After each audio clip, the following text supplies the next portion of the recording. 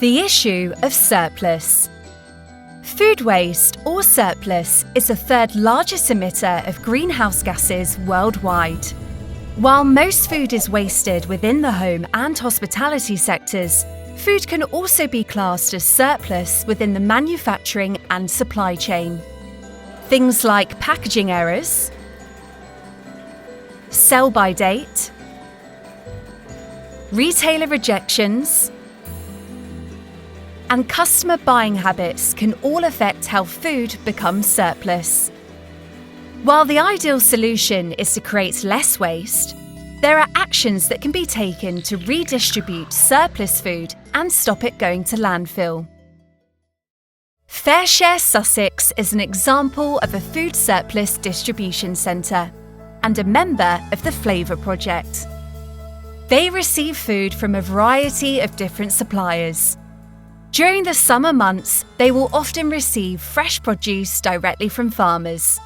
They also receive stock from supermarkets and wholesalers, as well as donations from the public.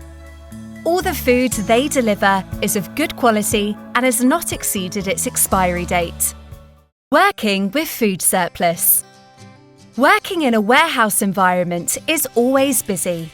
There are lots of checks you need to carry out and safety measures you need to adhere to when handling and working with food.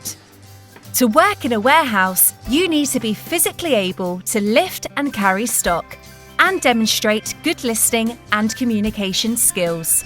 Most importantly, you need to be able to work well as part of a team and follow safety guidelines and instructions. Delivery compliance.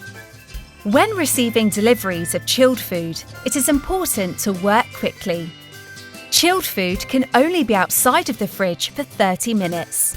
Within a fridge or cold room, there should be allocated zones for different types of food.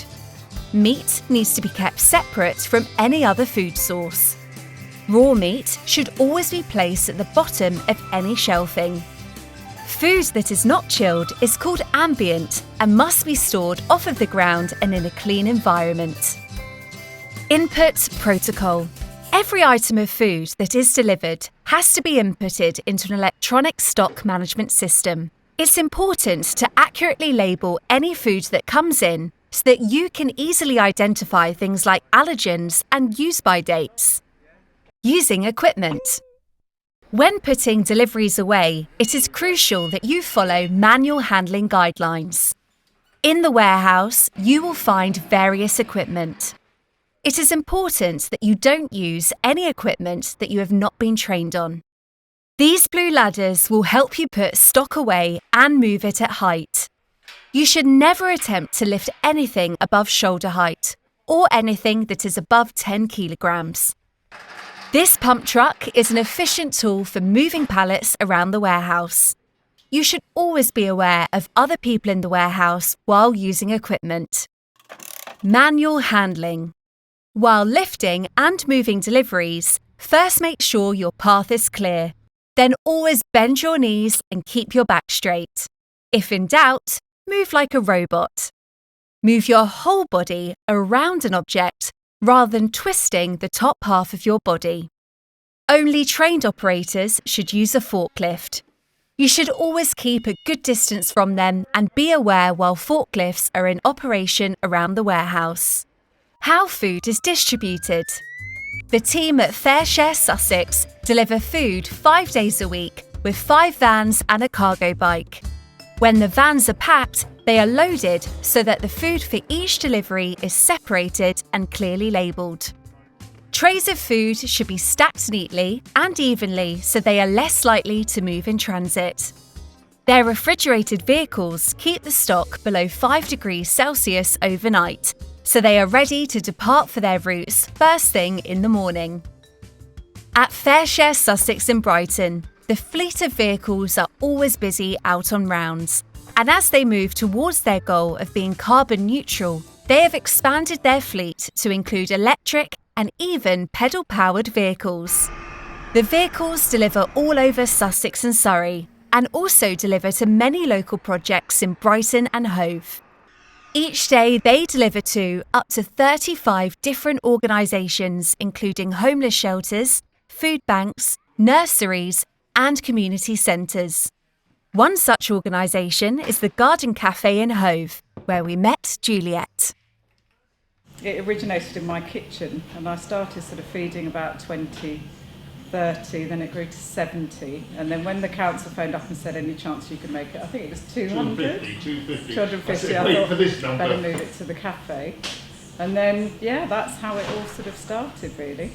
FareShare has an enormous impact on the business, I would say, because from our budget that we are given from the council, the budget only allows us to put a very small sort of quantity of essentials in, but with FareShare we can put all the lovely extras that we get from them. There's an ability to reach people that wouldn't normally be reached. It's just been such a rewarding project, I must say. Cleaning and compliance. When all the orders have been delivered and completed, there's still plenty of work to be done in the warehouse. To meet compliance needs, we have to record fridge temperatures, making sure that they are always below 5 degrees Celsius, and ensure all areas are clean, tidy, and hygienic. At the end of the day, just time to run final health and safety checks before pulling the shutters down on another day of fighting hunger and tackling food waste. The Flavour Project is all about finding new ways to reduce food waste and create labour opportunities. Made up of 10 partner organisations from Belgium, France, and the United Kingdom. The aim of the project is to investigate new ways to value food, reduce food waste, and increase job opportunities for the long-term unemployed. For more information, go to flavour2cs.eu.